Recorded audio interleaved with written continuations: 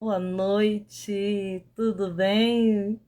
Estamos aqui para mais uma live da equipe Profis que Leem. É isso aí. Hoje nós temos mais uma vez um convidado mega especial para fazer parte desse momento de bate-papo literário e nós estamos muito felizes por ter a sua companhia. Seja bem-vindo, bem-vinda! E hoje, gente, nós vamos falar sobre algo maravilhoso, que a gente fala pouco aqui sobre obras teatrais. E hoje também, dia 31, é dia da poesia. Então hoje a gente vai trazer um pouco aí de algumas coisas boas. Que hoje é o dia da poesia e a gente também vai trazer uma obra clássica da literatura, né? Tudo ao mesmo tempo. Professor Newton já chegou, ótimo, aceitando aqui o convite. Olha, vamos ver, já aceitei o convite. Nós já fizemos o teste de imagem e som, tudo tranquilo, né, para nós aqui. Olá, boa Opa, noite, bem-vindo. boa noite. Tudo bem, Adriana? Tudo bem? Que grata satisfação, né? Até que enfim deu certo a gente parar e conversar online, né?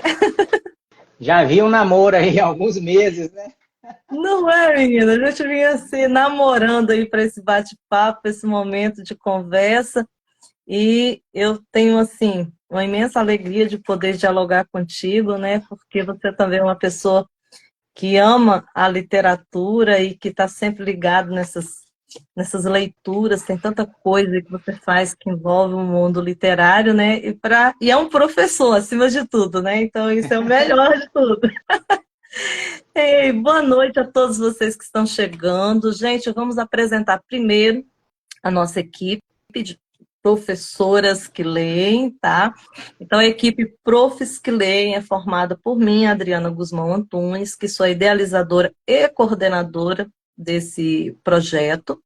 Também pela Dudu Furtado, que é a nossa madrinha, porque ela nos batizou, Nilton, aqui no Instagram, a gente não sabia usar direito, e a Dudu veio nos dando as orientações, né? Graças a ela e ao desempenho da Dudu com a página do livro, que a gente conseguiu estar aqui hoje, né, no Profisclay. A Elisângela Anchieta, né, Moronari, que é também professora na rede pública municipal e estadual, e faz parte dessa equipe, trabalhando conosco desde a idealização até hoje aqui, né, na data atual, em 2023. Bom, nós não temos um fim de análise literária, nossas conversas são justamente para a gente dizer daquilo que gosta. E hoje, né, o professor Newton vai contar para a gente por que ele gosta dessa obra. A gente traz as leituras que nos atravessam, que nos transpassam, aquilo que fala com a gente. Porque a análise literária a gente já faz nas escolas, nas universidades. Aqui é um bate-papo, é para ser gostoso, é para dizer de leitura. E hoje, né, eu preciso também fazer a apresentação desse convidado maravilhoso, que é o professor Newton. Né? Eu vou Poxa, pedir eu fiquei, licença, fiquei Newton. até vermelho. O burro tomou conta. Sério, gente, né? Esse professor maravilhoso. Eu, assim, conheci o Newton quando você estava diretor no Santa Terezinha, e eu estava trabalhando na Secretaria Municipal de Educação. E desde 14, então 15. eu tenho uma admiração muito grande pelo professor Newton, justamente, né, vou aproveitar um instante para dizer, pela desenvoltura dele com a literatura, pelas leituras, né? Ele, quando diretor, ele não colocou isso no currículo dele, eu acho que é o que faltava colocar, né? Ele, quando diretor, ele tinha uma preocupação muito grande com a leitura dos alunos, com o desenvolvimento do ato e do hábito de ler dentro da escola dele. E foi uma escola muito parceira, né, quando eu estava trabalhando na coordenação da área de ensino de língua portuguesa, muito parceira, com professores sempre envolvidos, com eles sempre procurando e me instigando a trabalhar mais e melhor. Então, assim, eu tenho uma Só para gratidão poder muito grande. reforçar, Escola Santa Terezinha, lá no bairro Santa Santa Teresa, mais Terezinha. conhecido como bairro Ponte, uma escola que mora no meu coração. Isso, e que você fez um trabalho fantástico e desde então eu me apaixonei pelo trabalho que você desenvolve, né? Porque o gestor, geralmente, ele às vezes se envolve tanto com a área administrativa que ele esquece do processo de leitura com esse viés pedagógico e, assim, o município, quando perde você quanto diretor, perdeu um excelente profissional que, além de administrativo, cuidava dessa situação tão bem, né? Mas fora esse currículo dele, que é pessoal meu, gente, e a minha impressão muito pessoal dele, né? E é um trabalho que eu vivi. Eu vivi, experienciei, né? Estive lá várias vezes, né, na Eu não tinha escola. Foi ideia muito disso. bom. Eu não tinha ideia disso. Nossa, e Fiz o meu você não tinha, trabalho, né? né? É porque a Não gente tinha ideia. vê fora, a gente vê de fora. O outro, às vezes, Uhum. quando a gente está envolvido no trabalho, eu digo isso porque às vezes há coisas que eu faço que eu também não percebo. E as pessoas que dizem assim, você faz isso, você fez aquilo e tal. E tem coisas que a gente faz tão no automático, que é tão natural nossa, que nós não percebemos. O outro percebe e a gente não percebe. E para mim, e lendo aqui a sua biografia, lendo até a escolha dos nomes dos seus filhos, que você trouxe algo muito bonito aqui, eu adorei isso. Isso é muito natural para você. Então, talvez por isso você não percebeu o quanto você fazia, né? Com relação a essa questão de literatura. Mas o Newton, gente, ele é mestre, tá? Mestre em educação, não é isso? Aqui, ó. Centro Universitário, mestre em Gestão Social, Educação e Desenvolvimento Regional pelo Centro Universitário Vale do Cricaré, membro do Comitê de Ética, também professor universitário, tutor de sala, foi diretor escolar, né, até 2016. Atualmente é professor, assessor político, né, e consultor empresarial, assessor de trabalhos acadêmicos, olha que maravilha, produtor de material didático. Além dessas coisas ligadas à educação, ele também é bacharel em administração, também pela UniBC, né? E licenciado em filosofia. Isso é muito bom, porque a gente vai ter uma pessoa com outro olhar sobre a obra antiga, né? E, acima de tudo, né, ele trabalha também com a docência no ensino superior, é especialista na área, também especialista em gestão empresarial de negócios e pessoas, Pessoas. né, faz uma diferença enorme. E eu penso que talvez pelo viés filosófico você foi mais para esse lado, né, dessa gestão também, trabalhar com a gestão de pessoas. Isso é muito bom. Adorei quando eu li aqui, né, que a gente sempre pede aos nossos convidados uma curiosidade literária. Gente, ele me disse as curiosidades que eu achei mais lindas. A gente que é mãe, né, ele vai e faz isso comigo. Nossa, eu quase chorei. Quando eu vi aqui, né, como a literatura, você lia para os seus filhos, sua filha, ainda no ventre da mãe. Ai, eu amei isso, porque eu fazia isso para os meus filhos, né? E tinha gente da família que falava assim, ai, que bobeira e tal. Não, mas você também fazia isso. Ai, gente, achei lindo. Me fez lembrar muito das minhas gestações. Eu adorava estar gestante, gente. Quer gravidade nova, Adriana? Não, obrigada. Deixa depois, Mas, né? olha, adorava o período de gestação, amava esse período, essa sensação de gerar vida e essa sensação de ler para uma criança no ventre, ela é fantástica. Eu acho que a gente produz um fruto que inconscientemente ele cresce para uma vida inteira. Eu digo isso porque eu já estou com o Gabriel com 23 anos e eu vou dizer para você, você fez algo maravilhoso, vai ficar, tá? Porque os meus não abandonaram, não. E as escolhas dos nomes foi, assim, maravilhosa, né? Eu vou deixar depois você dizer e trazer um pouco sobre isso, porque eu acho que é algo muito íntimo, né? E eu achei lindo, lindo, lindo, lindo, lindo. Bom, mas aí, Newton, eu já te dei boa noite e eu vou deixar você falar para que você se apresente. Nós precisamos também fazer a nossa audiodescrição, porque temos algumas pessoas que não veem, né?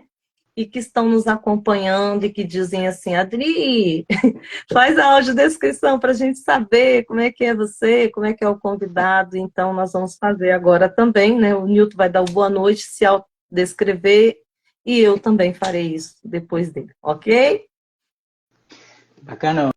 Obrigado, Adriana, primeiramente pelo convite, por este momento aqui, um momento significativo, né, para mim, para as pessoas que aí estão, e penso para esse grupo de professores que leem não só em São Mateus, mas no mundo inteiro. Rapidamente, minha audiodescrição para você que está aí, que de repente tem uma baixa visão, né, ou não enxerga legal. Eu sou um camarada careca, semi-careca, ó, metade da cabeça para trás tem um cabelinho, metade para frente não tem nada. Eu uso óculos, né? Ó, eu tenho uma sobrancelha bacana, bonita, é bem larga, grande, né? Meu narizinho é um pouco avantajado, né? Assim, né? Grandinho. Eu não tenho muitos lábios, né? Meus lábios são meio para dentro, fala que eu sou homem sem lábios. Meio sumido. Minha cor branca, né? Estou sem barba, minha orelha grandinha também.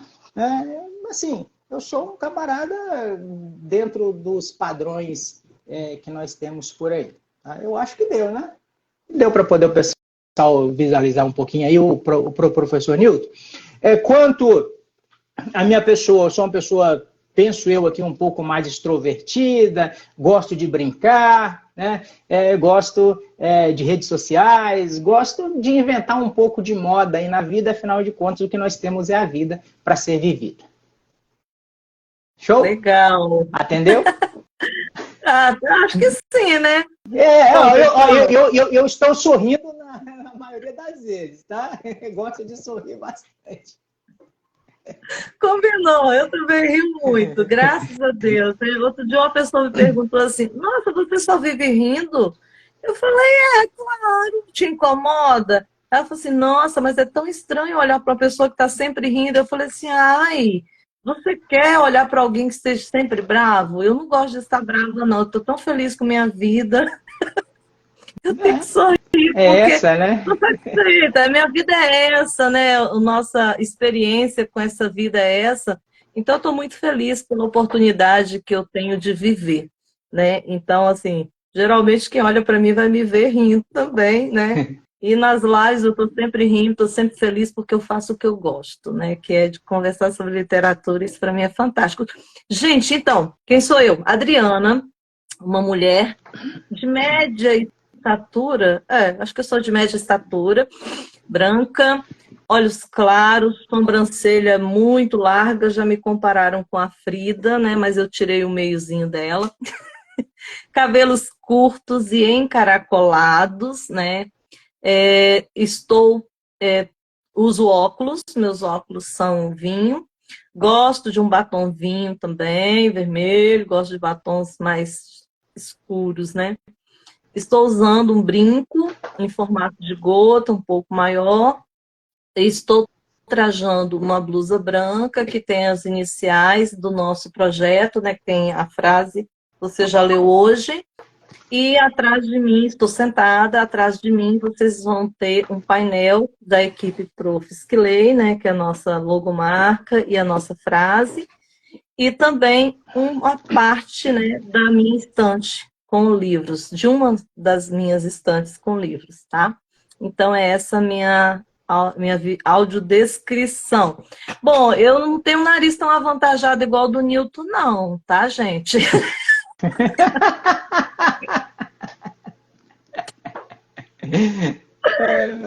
É bom que eu respiro melhor. Eu respiro melhor, né? Olha, vocês estão feitos, porque eu tenho um nariz menor, mas eu tenho um bocão, né? Então é um desbocado com a bocuda. Pouquinho. Juntou. Pouquinho. A festa no céu, né? Você sabe da história da festa no céu, né? Com certeza, Muito de Jucuri. Enfim, gente, Newton, vamos lá. Bora. Eu quero, assim, muito saber, né? Antes da gente falar ali sobre as crianças, que eu achei muito legal, né? A sua escolha dos nomes para os filhos. E como a maioria de nós professores, né, temos uma ligação de afeto com as nossas famílias, com os nossos filhos, eu quero muito que você diga sobre isso, né? Por que escolheu Antígona? Uma tragédia, uma obra tão antiga, né? O que levou você a dizer assim, essa obra é uma obra que eu preciso dizer sobre ela? Aí eu vou ter que rememorar, né, alguns tempos. Eu conheci a obra Antígona há uns 10 anos. Uns 10 anos. Minha primeira filha, então, se chama Sofia, e eu não tinha esse contato ainda com a Antígona, porque ela tem 12. Mas como eu conheci a Antígona, minha segunda filha, que inclusive ela não teve sobrevida, porque teve anencefalia, né, não formou a caixa craniana, ela nasceu e faleceu com 1 hora de vida. E aí eu quis homenageá-la com o nome desta obra, que também é o nome de uma personagem da obra. E eu vi nessa personagem uma aura fantástica, que daqui a pouco a gente vai conversar um pouquinho. E aí eu falei com minha esposa, eu preciso colocar o nome Antígona. Eu preciso colocar. Ela quase ficou comigo, essa menina vai ser Antígona, vai não sei o quê, não, Antígona. Enfim, aí nós ajustamos e ficou Laura Antígona. Então o nome da minha filha que faleceu, ela se chama Laura Antígona. Então Antígona, justamente porque ela foi uma vitoriosa, porque no 5º mês de gestação, nós fomos fazer a ultrassom morfológica, né? Para saber como é que estava. E justamente ali nós descobrimos que ela tinha anencefalia e a tendência é que não teria sobrevida, né? Então eu quis homenagear, porque ela foi até o 9º mês de gravidez, nasceu, né?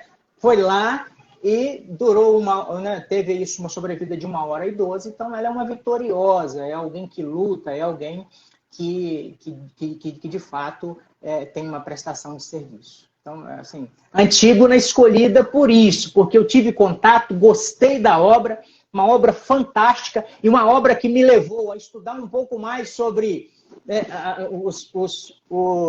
as outras obras que estão interligadas, que é o Rei Édipo e Édipo em Colono, né, que é a chamada trilogia grega, e que não tem jeito. Falar de Antígona, eu vou ter que falar também do Rei Édipo e vou ter que falar de Édipo em Colono, para poder entender essa história, né, para a gente poder chegar em Antígona. Né? Um livro bacana, que eu vou até mostrar aqui, para não sei se quem está por aí, ó, a trilogia eu tebana. peguei o meu. Né? Então, assim, uma obra bacana, uma obra muito boa. A expressão do teatro grego, né, do século V antes de Cristo. Então, por isso que a gente escolheu Antígona. Até porque também tem um outro elemento aqui fortíssimo. Sim. Antígona, ela representa a defesa do direito natural. Sabia dessa? Antígona está dentro do mundo jurídico como ninguém. Então, muitos atrasem justamente para poder defender a questão do direito natural em contraposição ao direito positivo. Então, a defesa de um direito que nós temos por natureza em contraposição ao legislativo, né? Às leis que nós mesmos as fazemos. Então, assim, a Antígona ela foi uma defensora assim, voraz do direito natural. Então, isso para mim também foi muito bacana, por isso que eu quis trazer essa obra, porque retrata muito bem o nosso dia a dia. Verdade. É interessante, né? O que eu gosto muito nessa obra é essa contraposição de poderes e de direitos, né? Foi até bom você falar, mas eu vejo mais, assim, você que trabalha mais na área na UniVC, né? Que vocês têm o curso de Direito, e você trabalhando com alunos também nessa área, né? Você tem mais informações e pode dizer com mais propriedade da área do direito. Mas, assim, eu acho muito interessante porque você tem aquela questão da observância de um ritual familiar, né? Que é aquele de sepultar o seu morto, de enterrar, e até hoje, né, nós temos essa questão, enquanto não se encontra o corpo, não se sepulta, a pessoa não é dada como morta. né? Tanto que pessoas assim, vou citar uma, por exemplo, que é o segundo livro mais vendido do que a Bíblia, né? É o livro do Exupéry, O Pequeno Príncipe, e o aviador sumiu e foi dado como desaparecido, não foi dado como morto, né? Porque não tinha sido encontrado o corpo. Esse Pequeno Príncipe não fala que os fins justificam o meio, né? Não. O príncipe não fala que os fins... Não. E assim, então é só para citar um exemplo, né, de alguém que ficou muito tempo, até que lá nos idos de 1980, que se encontrou os restos do avião, que se encontrou um cordão dele, algumas coisas, né, alguns objetos pessoais, que foi realmente dado, né, constatado que ele não estava desaparecido e foi constatado a morte. E aí também vem aquele princípio cristão, que não eu falo princípio cristão por ser cristã, né, mas é um princípio religioso, né, tradicional das religiões, que é aquela de sepultar. E na Grécia Antiga, eu acho que tinha muito isso, você que fez filosofia pode dizer muito melhor do que eu, né? Muito forte. Não só na Grécia Antiga, mas os antigos, né? Os antigos. Enquanto não se sepulta o corpo, né, a pessoa, ela não tem a alma. Ela não faz a passagem, né? Ela não faz a passagem. Então fica preso aqui, né? Então ela precisa fazer essa passagem. Então, as exéquias, o rito fúnebre, é o suprassumo do final da vida. Né? Então é necessário para que a pessoa possa ir em paz e descansar em paz. Isso. Essa necessidade de sepultar o corpo, né? Então, eu acho esse princípio antigo, né? É uma das coisas que nos chamou muita atenção. Me encanta, né, essa peleja da irmã pelo sepultamento. E também a questão da traição entre os irmãos, né? Eu acho que você vai dizer melhor do que eu isso aí agora, né? Falando um pouco, mas é uma obra lá, então? assim, maravilhosa, quando você falou. E é pouco trabalhada aqui no Profs que Leem, né? Os convidados poucas vezes trazem, né, uma obra que seja de cunho teatral, né? Ela foi escrita inicialmente para ser encenada, é uma peça teatral, que era encenada, tem o coro, tem as apresentações. Todo mundo.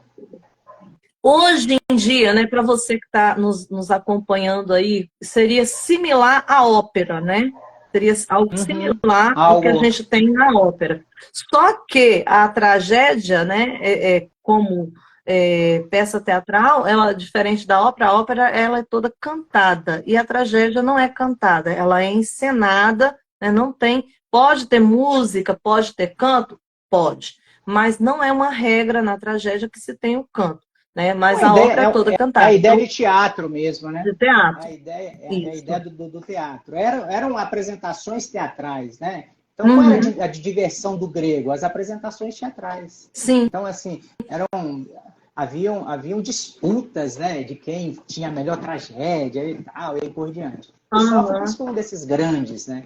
Da tragédia grega. Pena que pouco, né, dos seus escritos chegaram pra gente. Né? Verdade. Mas os que chegaram aí fazem diferença. Tá dizendo aí, né? Laura Antiga, bebeu uma aguinha aqui. Nossa guerreira. Ei, Alessandra, é verdade. A guerreira. E vocês também guerreiros. Eu fico extremamente feliz, né, quando eu vejo pais que reconhecem que o filho que não veio, que não está presente, continua sendo filho, né? Sim. Porque algumas pessoas... Ela é nossa filha. Ela é nossa filha e está sempre conosco. Tem algumas pessoas que costumam negar, né, a presença e a existência dos filhos que partiram, né? Então, eu fico extremamente feliz quando eu vejo as famílias que têm, né, essa postura. Isso é algo muito bonito. E é um reconhecimento de que cada um vive o tempo que lhes é determinado viver, né? Amigo, vamos lá, deixa você falar. Vamos embora? Vai, conta mais aí sobre Antígona, né? Porque então vamos entrar na obra, né? Vamos entrar na obra. Para a gente poder entrar na obra, eu quero fazer rapidamente aqui um resumo do Édipo Rei e Édipo em Colono para poder entender melhor o antigo, né? É coisa rápida. Sim, tá? Eu acho que a grande maioria já ouviu falar, principalmente dentro da psicologia, do complexo de Édipo, né? Complexo de Édipo. O amor do filho pela mãe. Mas talvez as pessoas ainda não entenderam de onde que isso saiu, qual foi o contexto, né, para que a psicologia pudesse tomar isso para ensinar, né, buscar, fazer com que as pessoas vivam melhor. Isso nasce, esse tal do complexo de Édipo, nasce com Édipo Rei, que é uma personagem de Sófocles, uma personagem do teatro de Sófocles no século V a.C. Então, assim, é 500 anos antes de Cristo. E rapidamente, só para vocês terem uma ideia,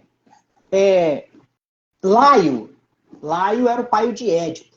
E Laio, na juventude, ele teve um amor homossexual. Teve um amor homossexual com Crisipo, filho de um outro rei. E aí esse amor estava tão grande que Laio raptou, né, Crisipo. E o pai de Crisipo não ficou muito legal com isso e falou, olha, você não terá descendentes. Né? Jogou a maldição, a primeira maldição. Só para lembrar também que tragédia, quando a gente fala tragédia, é que não tem jeito de escapar, tá, gente? Tragédia não se escapa. Vai acontecer. Né? Então o pai falou, você não terá descendência. Beleza. Mais adiante, Laio casa com quem? Jocasta. Eu acho que a maioria já conhece, inclusive teve uma novela aí, né? Mandala, que tinha Jocasta. Por causa de quê? Édipo Rei. Então, se a gente for buscar... viajou na Mandala.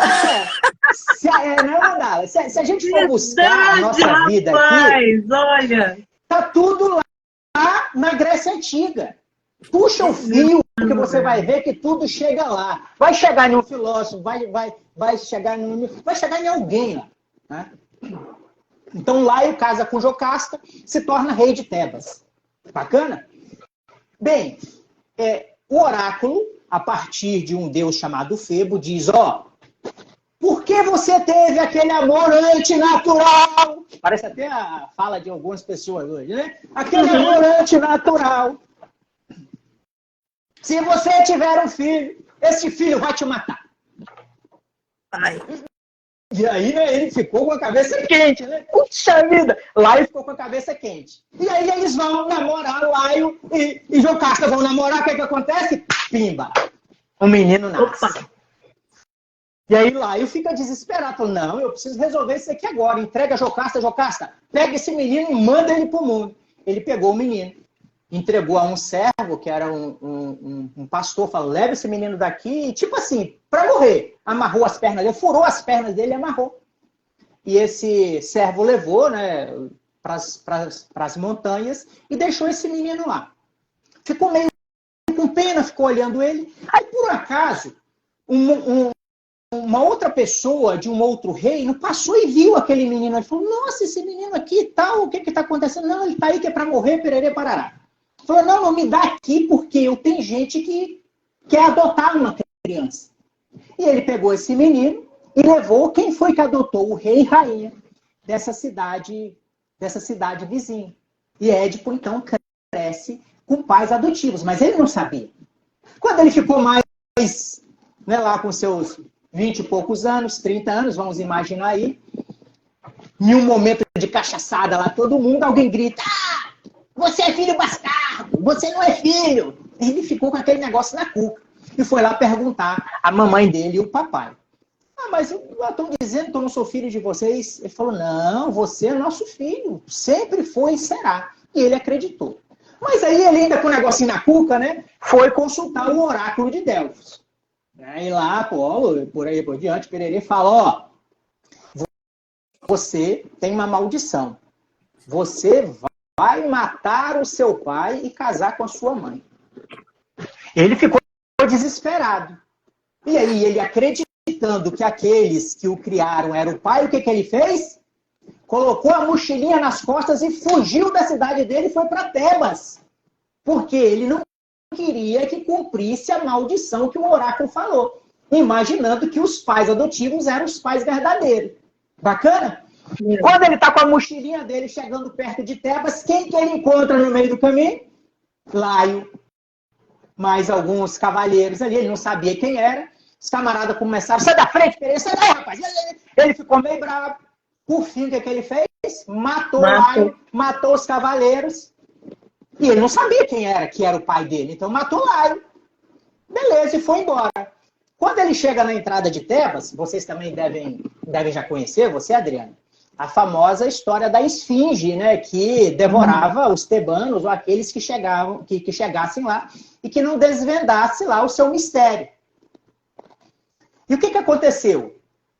Um parênteses, né? Havia já um dito, principalmente por meio de Creonte, que era o tio dele, ele não sabia, era irmão de Jocasta, porque Laio já tinha morrido, de que quem se livrasse dessa esfinge assumiria o trono de Tebas e casaria com Jocasta. Aí voltamos lá que Édipo está em frente à esfinge. Aí a esfinge vai lá dizendo, ô rapaz, aqui você não passa não, se você não decifrar eu vou te devorar. E ele fala, então manda esse trem aí, manda esse enigma aí, que hoje eu tô nos trinques para poder. Já joguei uns 2 na vala ali mesmo, hoje eu tô bom para poder decifrar enigma. E aí a esfinge profere o famoso enigma que nós conhecemos, que é o seguinte, talvez você que está aí agora ou depois não conheça. Vou dizer para você. A esfinge disse assim para Édipo: que criatura anda de 4 pela manhã, de 2 ao meio-dia e de 3 à tarde? Sabe? Quem sabe aí? Que criatura que anda de 4 pela manhã, de 3 ao meio-dia, de 2 ao meio-dia e de 3 à tarde. 3 à tarde. Esse foi o grande enigma da esfinge, né, na entrada de Tebas para Édipo, que queria ir para Tebas. Qual é a resposta dele? O homem. De manhã, ele engatinha, né? 4 patas, 10 mãos. Meio-dia, na sua vida adulta, ele, né? As 2 perninhas. À noite, a bengalinha, né? 3. E aí, né? À tarde, à noite, né? Seria com 3. Então, a resposta foi o homem. Com isso, a esfinge se desfaz, né? Some e Tebas fica livre. E aí, Édipo é conduzido ao trono e ele casa com Jocasta. Pronto, casou com Jocasta. Casou com ela e teve 4 filhos. Polinices, teve Etéocles, Antígona e Ismene. Ou seja, olha o complexo de Édipo. Ele matou o pai, Laio, casou com a mãe e teve 4 filhos com ela. Daí vem a ideia do complexo de Édipo, que o filho ama, né, a mãe, que o filho quer a mãe, e aí por diante. É claro que tem um contexto maior. Muito bem. Ao longo da vida, então, Édipo, ele se dispôs a encontrar quem matou Laio. Ele queria saber quem matou Laio. Ele não sabia que era ele. Ele queria saber. E ele sempre foi buscando. É sério, ele buscava. Eu quero saber quem matou Laio, quem matou o rei. Porque este ou vai ser morto ou vai ser exilado. Criou um edito. Este vai ser morto ou vai ser exilado. E ele sempre buscando. Aí um dia ele, lá, já velhinho, ele falou, Creonte. Creonte que era o tio dele e ele não sabia, né? Que era irmão de Jocasta. Vai lá no oráculo de Delfos e pergunta lá, vem saber quem foi que matou Laio. Para resumir um pouco mais, aí Creonte vai lá e volta e fala, olha, rapaz, eu acho que foi você. Acho que foi você. Ele, não sei o quê e tal, né? Não acreditou muito, foi para lá, foi para cá, mas aí já começou a ficar a pulga na cabeça. E aí foram as peças se encaixando, apareceu o mago Tiresias, que depois ficamos sabendo que ele era o servo de Laio que levou Édipo para morrer, né? E entregou a outra. E aí depois Jocasta, lembrando, chamaram esses, lembraram, viram todo mundo, Édipo caiu na real. Que ele, de fato, era o filho de Laio, ele matou Laio, casou com Jocasta. Puta que pariu. E já tinha tido 4 filhos com a mãe. Cumpre-se o destino. Nesse momento, Jocasta sai desesperada para dentro do palácio. Édipo também sai, vai para um outro lugar. Em um certo momento, ouve-se um grande grito. E quando Édipo chega no quarto, Jocasta se matou. Que desgosto, né? De todo esse grande movimento. E Édipo, vendo Jocasta morta, ele fura os próprios olhos. Ele fica cego. E aí, ele se diz o mais desventurado dos homens, né? Os mais desventurados. E na história toda, por fim, como tem lá, ele mesmo criou um edito de que o assassino de Laio deveria ser morto ou deveria ser exilado. Os filhos dele, Polinice e Eteocles, que deveriam assumir o trono, o exilam. E aí ele vai para Colono, por isso que tem a sequência aí, Édipo em Colono, que seria um subúrbio, né? Uma pequena cidadezinha dentro de Atenas. Né? Um bairro, alguma coisa dentro de Atenas. E ali ele fica, onde ele é arrebatado. Para quem é cristão aí, conhece a história da Virgem Maria, imagine que aí é a mesma forma. A Virgem Maria foi arrebatada de corpo e alma, né? A ideia aqui é que Édipo também foi arrebatado de corpo e alma. Ele não tem um túmulo, ele subiu, né? Evaporou-se, né? Foi embora.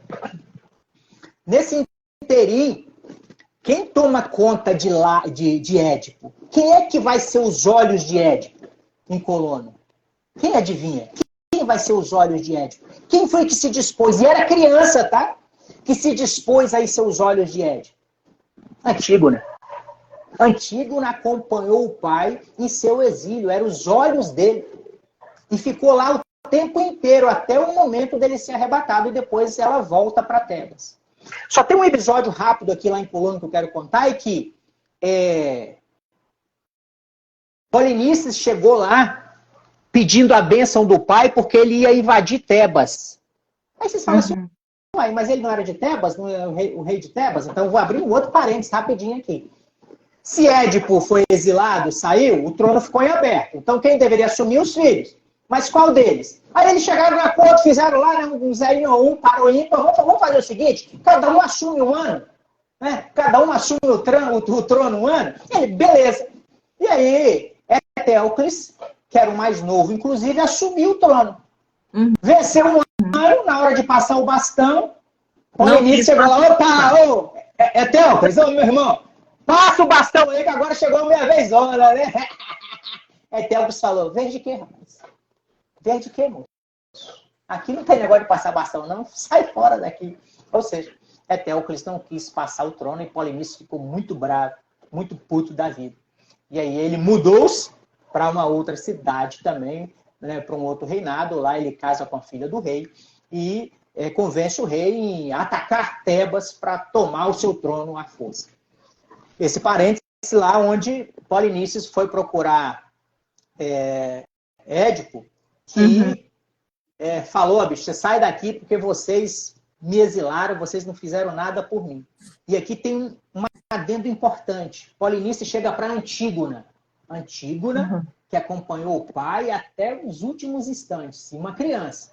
Polinices diz, Antígona, se eu morrer em batalha, por favor, me enterre, me dê as honrarias fúnebres. Antígona fica calada, Antígona fica quieta. Né? Beleza, tal. E Polinices vai embora. E Édipo é arrebatado. Então as meninas voltam para Tebas. E aqui a gente vai falar também um pouquinho agora, um pouquinho não, a gente vai falar sobre a história Antígona, que começa justamente a partir deste ponto. Então, Antígona ela já começa no momento de conflito, né? Daquele conflito. A vida vida dela foi em conflito, foi uma vida de parceria, foi uma vida de estar junto, foi uma vida de entender que há valores maiores. Então, a tragédia grega, inclusive, trata dessa questão moral, do valor, da conduta. Então, ela entende que existem valores maiores. Então, ela acompanha o pai. Porque aquele edito lá, não, eu tenho que acompanhar meu pai. E ficou até os últimos instantes. O que acontece, então? A guerra entre Polinices e Etéocles, entre Tebas, né, e a outra nação. Muitos morrem e, por fim, Polinice e Etéocles vão em batalha. O que acontece? Se matam. Um mata o outro. Um matou o outro. Um caiu para lá, o outro caiu para cá. Caiu para cá. Verdade. Beleza. Quem assumiu? Creonte, que é o tio. Creonte. O tio. Creonte tá nessa história toda aí. Creonte assume o poder e diz, negócio é o seguinte, vou editar aqui agora, eu vou escrever aqui agora, né? Uma lei de que Etéocles, como rei de Tebas, deve receber todas as honrarias fúnebres, todas as exéquias, o seu rito de passagem tem que ser o melhor possível. Uhum. Na outra linha. Agora, por outro lado, Polinices, o traidor, como se aliou a um exército, né, estrangeiro, queria tomar o poder, esse não vai receber nenhuma honraria fúnebre. Esse vai ficar lá no deserto, para que as aves de rapina, os cachorros, os bichos comam, porque ele foi um grande traidor da pátria de Tebas. Esse é o decreto de Creonte, e que aí vai instigar quem? Antígona. E Antígona fala, porra, não, isso não tá certo, não é legal. E ela corre e vai procurar a irmã Ismene. Ismene, vamos enterrar nosso irmão. Ismene, não, você tá doida? Mas você viu lá o edito de Creonte? Que quem fosse, inclusive, enterrar Polinices, iria sofrer a morte também. Uhum. Deixou claro, né? Ele falou, não, eu não vou não. Se você quiser, você se vira, você vai. E ela falou, eu vou, porque eu acredito que existem leis maiores do que as leis de Creonte, né? Que existem valores maiores. O que Antígona faz? Ela vai lá na calada da noite e enterra o irmão. Enterrou o irmão. Um soldado vem no outro dia para Creonte e fala, enterraram o cara lá, ele ficou, né? Creonte ficou desesperado, porque ele era o rei. Muito bravo. Quem é que foi contra a lei? Quem é que foi contra o meu edito? Eu mato. E aí ele deu a ordem aos soldados, vocês tragam para mim quem foi, senão quem vai morrer são vocês aqui agora, né? E os soldados fizeram lá uma tocaia, para quem não conhece esse linguajar aí, né? Uma espera, e conseguiram descobrir que foi Antígona. E chegando no palácio, Creonte mandou chamá-la, e ela não negou, falou, não, fui eu mesmo. Fui eu porque as leis divinas, as leis naturais, elas são sempre maiores do que as leis não naturais, né, do que os decretos, porque existem coisas que são do humano, são coisas que devem estar além da lei. Fazendo parênteses rápido aqui, e aí a reflexão é sua, existe uma lei que você não pode roubar, certo? Mas imagine então que você tem 5 filhos, você não tem nada para comer e precisa de uma lata de leite, e ninguém lhe dá, e você rouba essa lata de leite. A lei diz que você tem que pegar 5 anos de cadeia. E aí? Né? Então, assim, tem princípios morais, humanos, valorativos, maiores do que isso. Tanto que, dentro do nosso arcabouço do direito, né? Dentro do direito, existem muitas jurisprudências, né? Que justamente buscam rever essas questões. Mas, muito bem, ela foi lá, assumiu, e aí Creonte falou, não tem jeito, eu vou ter que dar fim em você, porque eu sou o rei, eu fiz o edito, pô, faca nela. Não tem jeito. E aí entra mais um adendo. Vocês sabem com quem que Antígona estava próxima a casar? Com Hemon. Com o filho do Creonte. Hemon, filho do Creonte. Ó, chuchuzinho. Creonte chama Hemon. Hemon, ó, tem jeito não, Antígona fez a cagada aí, ó. Não tem jeito, eu vou ter que passar a faca. No primeiro momento ele diz, não, meu pai, não, eu tenho que faça a sua vontade, pererê, pererê, parará, né? Mas no segundo momento ele fica muito puto, ele não gosta disso, inclusive discute com o pai, pererê, pererê. E aí, vem-se mais uma profecia por meio, né, do vidente Tiresias, nesses inteirinhos todos, para a gente não entrar muito nas minúcias, dizendo que por causa justamente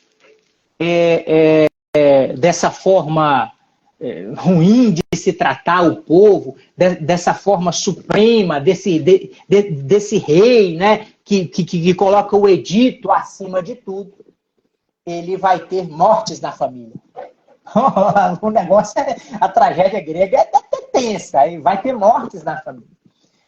Mais mortes. Creonte não queria de jeito nenhum abrir mão. Mas depois disso ele foi pensando e falou, rapaz, já aconteceu tanta coisa, né? Esse trem pode acontecer. Então vamos lá tirar Antígona, porque ele tinha prendido Antígona, tipo num calabouço, numa caverna, só com comida lá para ela ficar jogada lá e quase para que morrer.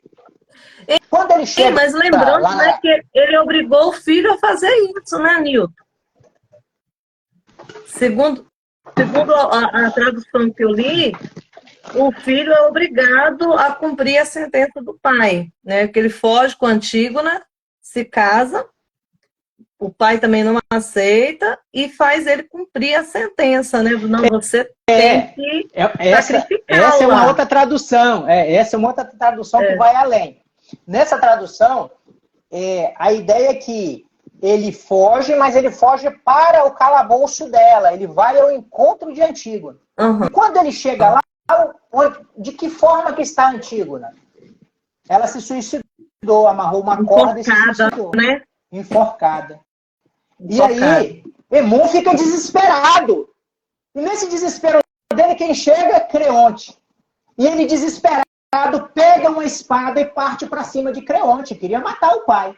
O pai se esquiva e com tanta raiva, o que ele faz? Ele se debruça sobre a espada e se mata. Então, Hemon se mata pelo amor que tinha Antígona, pela raiva do pai, por tudo que o pai fez, né? Por essa forma que ele cruel de conduzia, né? Cruel que ele conduzia o reino. O mensageiro rapidamente vai ao palácio e fala para Eurídice, que era a mulher de Creonte. Olha, seu filho se matou. E aí ela, no desespero total, mais uma vez, o que faz? Se mata. Mais uma morte. E aí a história se desenrola e a ideia principal é de que aqui há uma história de conduta relacionada principalmente na questão do direito natural e do direito positivo. Então essa é a história de Antígona. E aí acabou a história, né? Acaba a história, houve essas mortes todas, acabou. É a ideia da tragédia grega, que não tem como escapar desse destino, principalmente dado pelos deuses. Pelos deuses, pelos oráculos, né? E aí por diante. Então essa é a Antígona que eu trouxe. Essa é a Antígona que está no nome da minha filha. Essa é a Antígona que está nos livros de direito. Eu tenho, por exemplo, esse aqui, Filosofia do Direito, do Paulo Nader, né, que é um grande jurista aí do nosso país. o pessoal quiser dar uma olhada nele aí, ó. E tem aqui, ó, no seu capítulo 192, quando ele trata justamente da doutrina do direito natural. Ele traz primeiramente aqui, ó, Antígona, né? Falando, ordens que ditava não eram superiores às leis não escritas e imutáveis dos deuses, existentes de longa data. Então, existem leis não escritas que em muitos momentos são superiores às leis escritas. Então, esse é o enredo. Então, essa peça Antígona, a história de Antígona, ela está muito presente em toda a literatura, inclusive dentro do direito, né? Em todas as áreas você vai encontrar, porque não trata simplesmente de um teatro. Não trata simplesmente de uma história, mas trata da questão da felicidade. Da felicidade. Da liberdade. Agora, na verdade, né, Nilton, se a gente for observar, as tragédias gregas, né, elas trabalham sempre com duas posições extremas, né? E a inflexibilidade dos extremos, né? Essa lei extrema que precisa ser seguida à risca, eu sou autoridade, eu sou maioral e eu disse eu tenho que cumprir, que começa com Édipo, né? E Creonte repete, né? Não aprendeu a lição, torna a repetir. Né? E o outro virá. E o outro vira, né? E uma outra coisa assim, que fica muito clara, que eu gosto muito dessas obras, né, de Sófocles, é justamente o respeito à divindade, ao destino que as divindades colocam, né? Não, eu sou cristã, gente, mas eu penso que nós, até quem é cristão e quem não esse respeito às profecias, né? Esse respeito àquilo que é proferido pelo sagrado. E aquilo que o sagrado disse, se cumpre. Aquilo que o sagrado disse, se cumpre. Né? A gente tem essa visão do cristão, de que aquilo que a Bíblia diz, né, aquilo que Deus diz, que Cristo disse, vai se cumprir.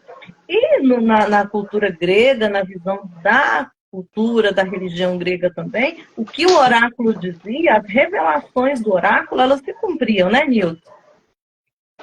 Isso dentro de um primeiro momento da história grega, né? E aí representada, claro. Aí, né? Daí para trás um pouquinho, né? Do século V para oitavo até o século V, século IV um pouquinho, era mais. Isso não quer dizer que não se cumpria depois e que hoje também a gente a gente acredita nisso. Mas é com os gregos que tem essa ruptura de que o sobrenatural tem poder sobre o natural. De que tudo é sobrenatural, de que tudo é divino dos deuses. E qual é essa ruptura? É justamente a filosofia, que é um modo de pensar, né, rigoroso, né, que vai fazer com que se quebre essa ideia de que existe uma sobrenaturalidade. Na verdade, o que existe é um mundo natural, é o mundo da vida. Né? E, inclusive, os deuses gregos eram muito representativos dessa ideia, porque eram deuses antropomórficos. O que são deuses antropomórficos? Né? São deuses que têm a forma da gente, eles estavam lá, né? Eles inclusive, brincavam, fornicavam, né? Havia questão sexual de deuses com humanos, tanto que você tem semideuses, né? E aí por diante. Então, assim, a relação era muito voltada, né, principalmente ali no tempo áureo de Atenas, da Grécia, né, século IV a.C., que foi a democracia grega. Né? Então, esse período aí foi um período fantástico, um período que buscou justamente fazer essa cisão do mundo antigo, aí passando para o mundo grego filosófico. Né? Esse é um contexto. Agora, a Antígona, que fique claro, é o primeiro grito de protesto, perceba, Quando a gente fala grito de protesto, alguém vai falar, já vê um comunista aí, né? Mas se você acredita nessa ideia, que a maioria não sabe nem o que é isso, ela foi uma grande comunista. Então, é o primeiro grito de protesto contra a onipotência dos governantes. E mais ainda, contra a onipotência dos adultos. Porque quando ela foi para a colônia com Édipo, ela era criança. Então, Antígona desafiava o poder vigente. Ela dizia que era necessário, né? Nós estávamos colocando que era preciso que se olhasse a vida de uma outra forma.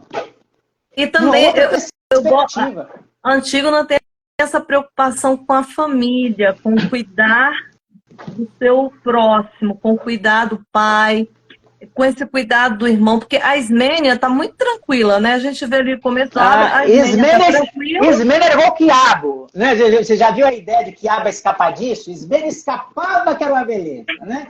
Inclusive, depois... E a irmã está desesperada. Olha, ele não vai enterrar, o corpo está ali, né? Ela ficou com aquela coisa assim, toda preocupada, né, de não dar um velório decente, de não sepultar, da alma não fazer a transição, de ter toda aquela... E a irmã está tranquila. E a irmã ali, eu tô com medo, só para vocês, né? Só para vocês terem uma ideia, é porque a gente não chegou nessas minúcias. Mas lembra que lá no início eu falei que Antígona procurou Ismênia para poder ajudá-la? Ela ficou com medo da morte, né? Falou, lá o cara vai me passar a faca. Vai me passar a faca. Quando Creonte chamou Antígona para dizer que ela iria morrer, ou iria ser, né, Perere Paraná, Ismênia foi lá também dizendo, eu também vou. Antígona falou, você não vai não. Você não vai não porque você não fez nada, você ficou com medo. Quem fez fui eu. Sai fora daqui, você está querendo pegar carona agora no meu trabalho. Né? Você está querendo pegar carona na minha luta para você ter tido salário. Né? Sai fora, eu não tenho que ter salário aqui não. Claro, ampliando a ideia. Então, depois queria pegar carona na história. Sai fora daqui, a Antígona falou, sai fora daqui. Né? Não, pode ficar na sua. Viva aí, minha irmã. Não, viva aí na sua. Né?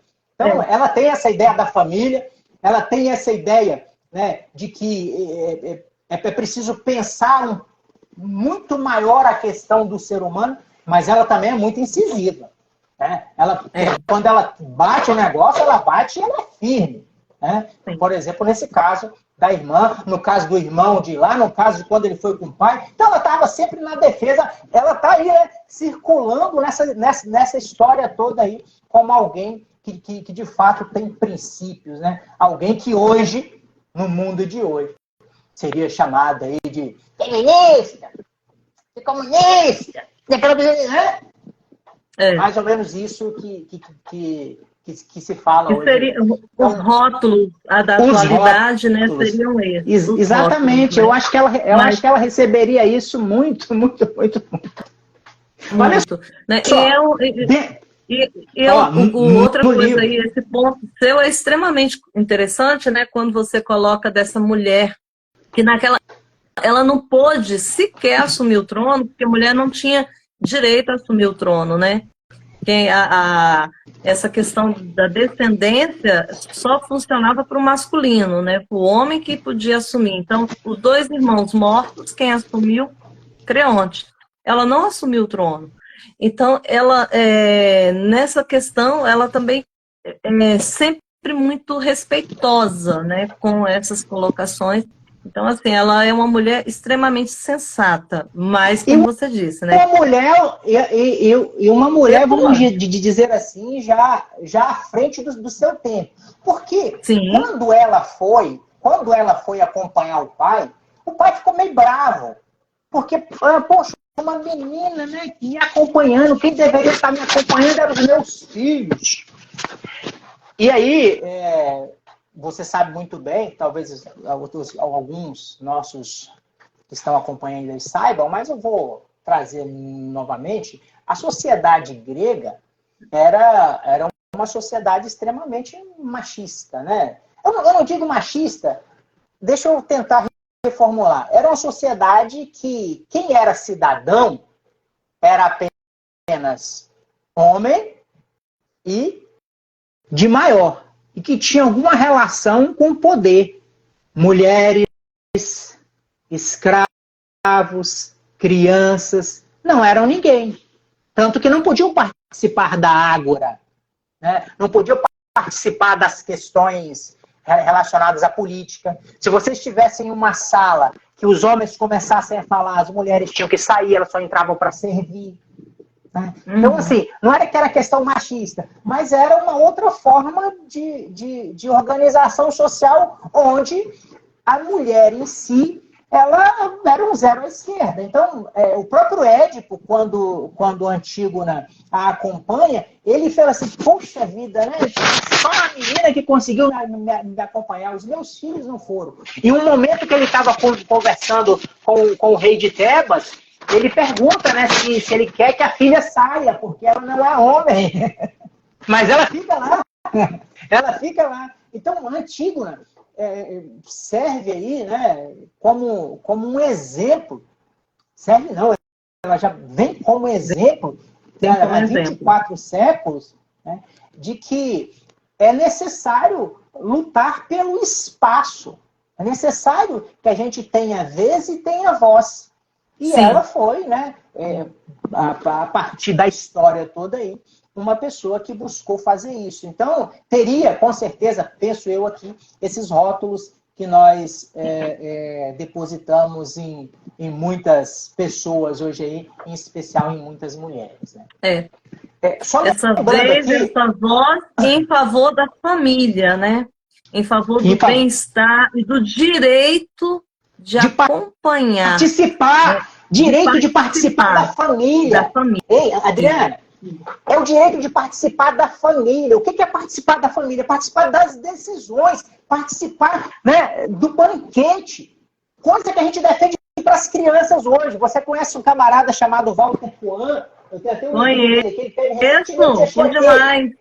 Ele teve recentemente aqui, eu comprei o livro dele, que eu fiz um trabalho em cima do livro dele. E eu gostei de um negócio bacana, porque a criança tem que ser criança, não pode ser tratada como adulta, ela tem que ser tratada como criança, mas a criança tem o seu papel e tem a sua vez dentro da família. Ela tem que ter a voz dentro da família. E era isso que Antígona defendia lá, enquanto criança já, tá vendo? Nós estamos falando isso há 25 séculos depois, né? Mas assim, 25 séculos antes já tinha alguém fazendo, não, eu sou criança, mas eu tenho que estar aí, eu posso defender, eu quero ir com meu pai, eu vou ficar com ele. Inclusive brigando com o pai, não, eu vou sim. Então, essa questão da família é muito bacana, porque todo mundo tem que ter voz. Todo mundo tem que ter voz. Claro que a constituição da nossa sociedade é uma constituição, infelizmente, onde o homem ainda, né, em muitos aspectos, tem aí a primeira voz. Mas isso a gente já vem derrubando há muito tempo. E eu acho que nós já avançamos muito, mas temos muito a avançar. Até porque o direito natural, o direito sagrado, a vida, a divindade, isso, como diz Antígona, deve ser muito maior do que as nossas leis terrenas, aquelas que nós escrevemos no papel e a temos como superiores. Né? E só lembrando aqui, vou pegar um trechinho rápido, que diz o seguinte, ó, Creonte está certo na letra e errado no espírito. Ou seja, ele está certo porque ele fez o edito, mas o espírito dele está errado, né? Pô, ele não poderia ter feito isso. Já a Antígona está certa no espírito e errada na letra. Então, assim, esse espírito de buscar, né, o direito natural, mas de negar o direito positivo. Então, Antígona faz o quê? Defende que, ao enterrar seu irmão, violou as leis de Creonte, mas não violou as leis não escritas. É o grande dilema dentro do arcabouço jurídico. Nós queremos segurança jurídica ou nós queremos justiça? Quanto mais justiça, menos segurança jurídica. Quanto mais segurança jurídica, menos justiça. Exemplo disso. Citei há pouco. A pessoa com 5 filhos, os filhos estão lá, magérrimos, com fome, gritando, e ele saiu, não teve outro jeito. Ele furtou uma lata de leite. A segurança jurídica vai dizer que ele tem que ser preso e conforme o código tal, 5 anos de cadeia. Ponto. Segurança jurídica. Justiça, nenhuma. Se formos analisar no princípio da justiça, e aqui o juiz deveria, coisa que não deveria, porque o juiz tem que seguir o que está na lei, deveria fazer o quê? Não, esse princípio, analisar não. O princípio da justiça, que é a fome, que é algo muito maior do que qualquer edito, independente de qualquer coisa, nós temos que dar de comer a quem tem fome. Princípio cristão, inclusive, para a grande maioria, né? Principalmente aqui no Brasil, que é cristão, nós temos que dar comida a quem está fome, fazendo-se justiça. Ele não vai ser preso, inclusive, nós vamos determinar aqui que o Estado forneça cesta básica para ele. Princípio. Só que aí você afeta o quê? A segurança jurídica. Que é a grande discussão que nós temos no país. Não só aqui, mas no mundo afora. Segurança jurídica e justiça. E é isso que a Antígona está tentando trazer à tona hoje aqui para a gente. Trazer a baila aqui. Afinal de contas, nós devemos equilibrar isso. Né? Um direito natural com um direito positivo, com a justiça e segurança jurídica, para que nós possamos viver melhor, para que nós possamos ter uma vida digna de seres humanos que devem e buscam a felicidade. É isso aí. Newton, a gente vai conversando, a hora passa, né? E já deu mais de 60 minutos. Nossa Senhora, já? Esse tempo não nos perdoa, né? E, assim, é bom tempo. que a gente veja, né, que a tragédia, ela não é um texto simplesmente dramático ou poético, né? Mas as tragédias são textos que trazem à tona para nós, as tragédias deixam claro, né, uma situação para nós, que é a vulnerabilidade social, né, que nós... São problemas morais e políticos, né? Problemas morais e políticos. A tragédia grega traz problemas práticos para a nossa vida. Como é que resolve isso? Você entendeu? Então, aqui, eu tenho um edito, eu tenho uma lei que diz que não pode enterrar o infeliz lá, que é para deixar ele, né, ser comido pelas aves de rapina. Mas eu tenho um princípio aqui primeiro que diz que eu devo fazer a passagem desse camarada aqui. E aí? Então é um problema prático, um problema moral, um problema político a ser resolvido. Que já estava, né, em baila naquele momento da democracia grega, nesse período do século V, século IV antes de Cristo. Então é uma coisa atual. Né? A literatura é atual. Principalmente os clássicos, né? São atualíssimos, né? E outra coisa também, né? E quando a gente fala de tempo, você falou de tempo, deixa eu só fazer uma brincadeira para dar uma descontraída. Quando eu estava no seminário, até uma curiosidade, eu já fui seminarista comboniano, tá? Eu estudei lá em Curitiba. Eu estudei lá em Curitiba. Uma das coisas que eu aprendi com a professora, quando eu falei que não tinha tempo, ela diz assim, ó, o tempo perguntou para o tempo. Quanto tempo o tempo tem? Tem o tempo. Respondeu para o tempo. Que tem tanto tempo quanto o tempo tem. Então, um trava-línguas aí bacana que fala do tempo. Então, e a psicologia, né, como a gente viu aí, usa muito também essas tragédias, né, essas colocações de Sófocles, para construir e para ilustrar alguns conceitos que ela trabalha, né, ao longo das suas análises, né, e para respaldar algumas colocações, né, e é outra coisa que a gente precisa ver também, que as tragédias, né, de um certo ponto de vista, né, menos literário, né, digamos assim, ela também servia como um momento terapêutico para aquela sociedade, né, porque era um instante em que as pessoas se reuniam para acompanhar diversão, entretenimento, né? De diversão, entretenimento. Apresentação, mas é um entretenimento de qualidade, onde as pessoas, ao sair daquele entretenimento, elas não ficavam, elas sofriam com toda aquela trama, elas sabiam que o final iria ser trágico, e tragédia já trazia isso, mas elas lotavam, né, os locais para acompanhar essas apresentações, e elas traziam essa questão terapêutica, né, de que eu assisto uma tragédia, eu assisto o que está acontecendo, mas eu saio dali refletindo também sobre as minhas atitudes. E como você já pontuou com excelência, né, e eu fico tão feliz com relação a isso, é de dizer justamente que a Antígona, ela é essa personagem, essa mulher que vem lutando desde antes de Cristo pela sua posição em defesa da sua família, em defesa dos seus entes queridos, do seu espaço, da sua voz, da sua vez na sociedade e de ser, né, de ser alguém e não apenas de estar. Mas ela não queria estar apenas naquela família, ela queria ser. E ela lutou para que a sua família participasse, ela também participasse de todo o processo, né, de acompanhar o pai, de estar com o irmão, de ter toda essa preocupação com o destino, não apenas esse destino material, mas também o destino após a morte, né, porque a crendice era que, porque como você pontuou também, né, na Grécia depois, na própria cultura grega, vai ter essa dissociação do sagrado, mas enquanto acontecia essa apresentação de quando ela foi escrita, né, existia essa meritocracia da divindade, que esses valores da divindade, eles eram muito respeitados e muito respaldados e muito aceitos, né?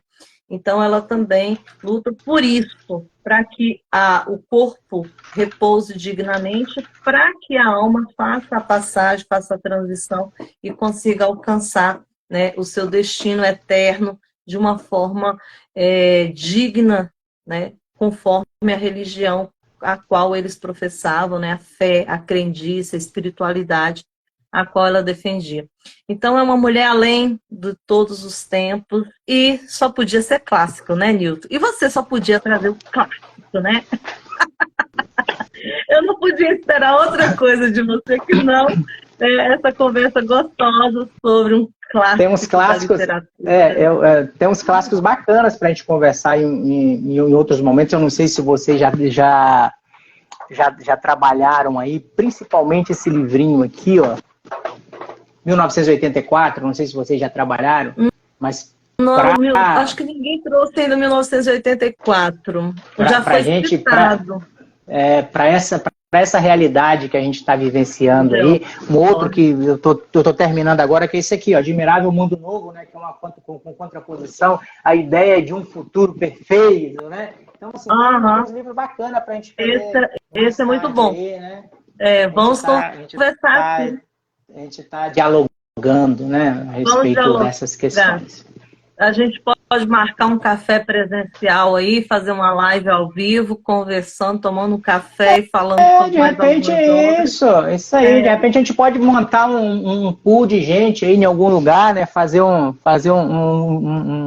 geralzão aí, né? Outro bacana, que esse aqui eu li para minha filha, ó, tanto que o nome dela é Sofia, ó, O Mundo de Sofia.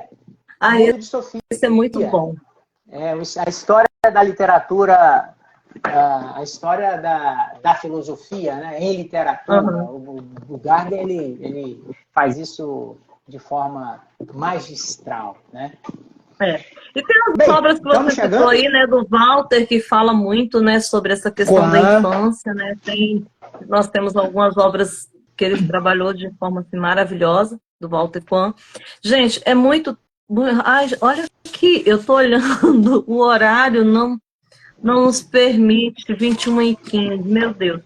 Nilton, então, tão bom conversar contigo, é tão gostoso, a gente tem tanta coisa para dizer, né, para conversar sobre, né, a obra Antígona. A gente poderia trazer muitos outros pontos, mas o tempo é curto e o que a gente quer é isso, que você leia depois essa obra, que você esteja instigado a conhecer mais, a se aprofundar nessa leitura.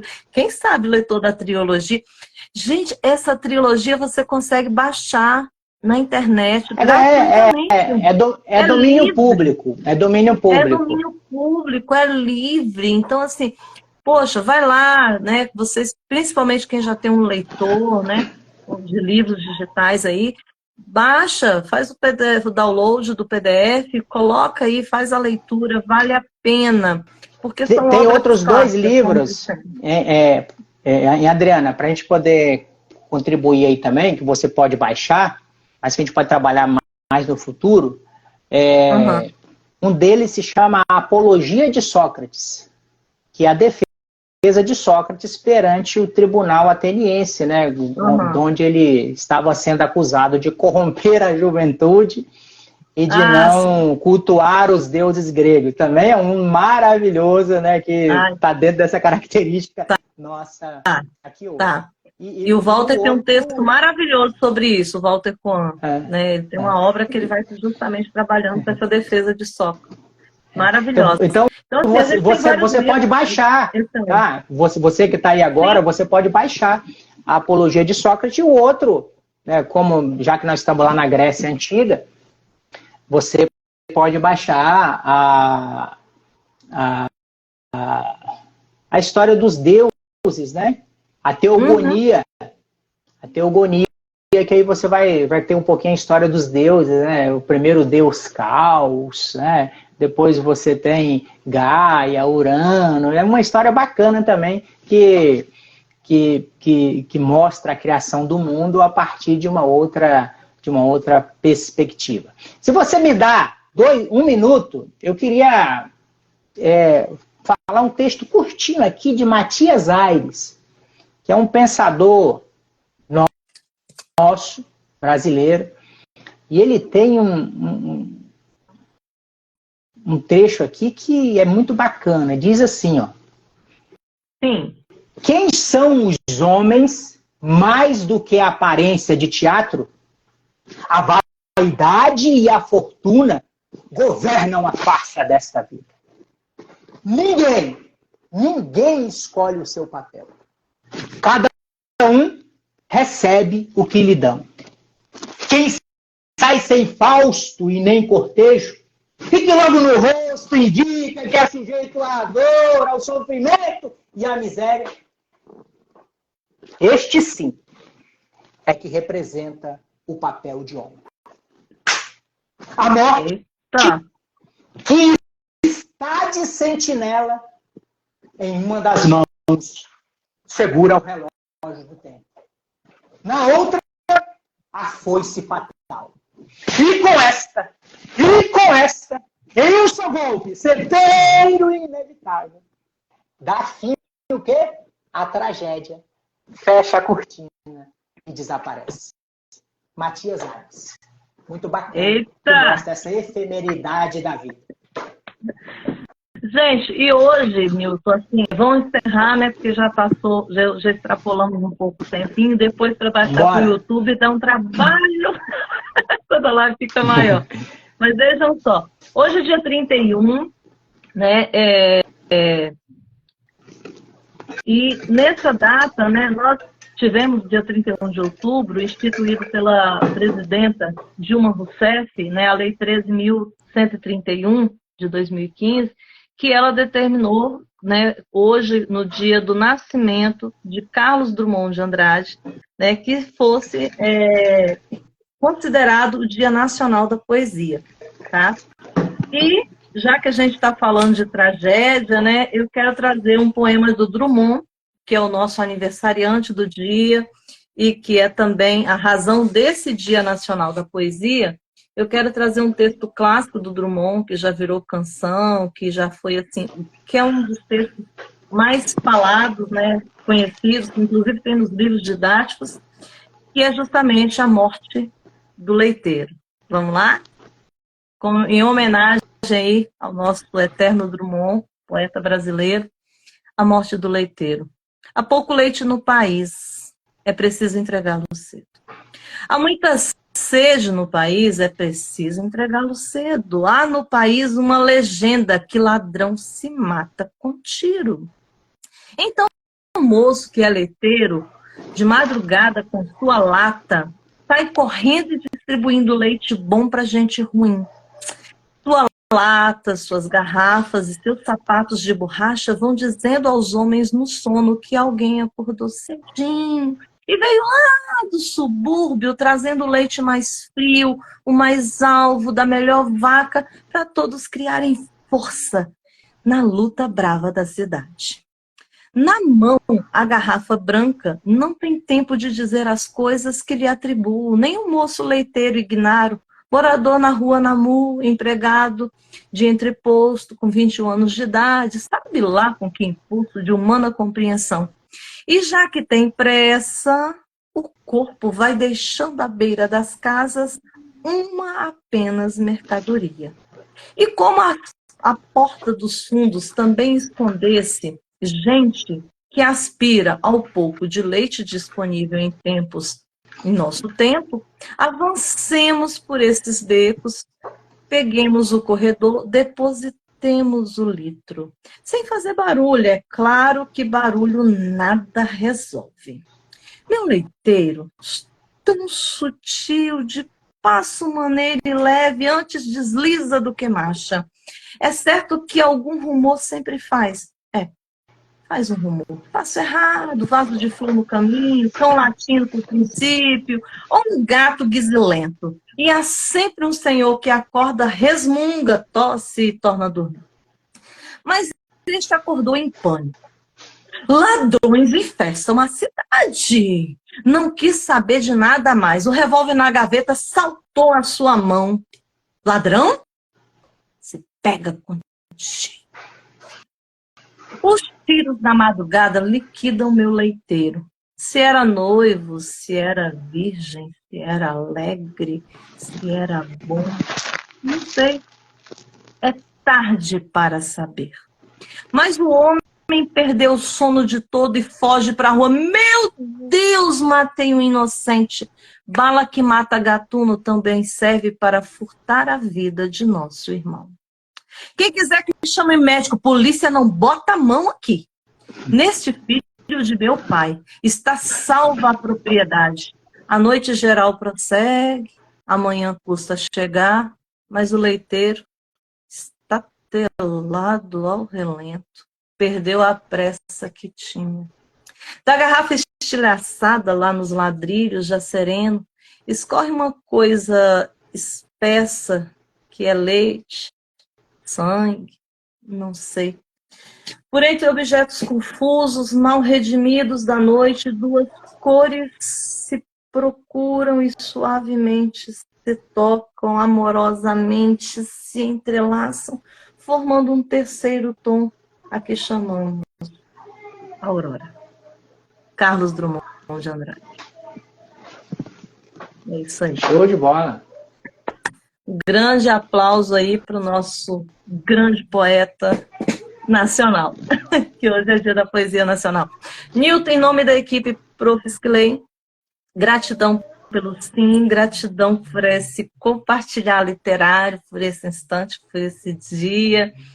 Gratidão por você trazer aí sua família, né? A Alexandra estava aí com a gente, né? Que bom. O cachorro participou.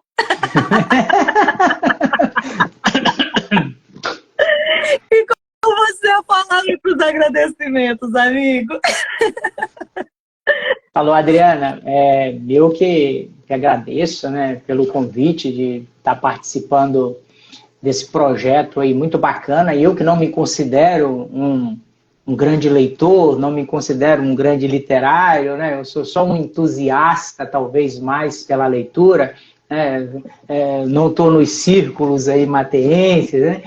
Por isso que eu me senti muito honrado e me sinto honrado por estar participando aqui, né, deste projeto de suma importância para que a gente possa ler um pouco mais e inclusive eu estou com um projeto agora semeando reflexões, né, em busca da felicidade e da liberdade, justamente porque quando a gente lê mais, quando a gente aprende mais, a nossa perspectiva de mundo se alarga, e a partir disso, talvez, penso eu, que a gente pode ter aí insights valorosos, né, para que a gente possa atingir um pouco mais de felicidade. Então, muito obrigado mesmo pelo convite. Obrigado você que nos acompanhou aí ao vivo e para você, claro, que vai depois acompanhar essa live, vai ficar gravada, tá bom? Muito obrigado, grande abraço.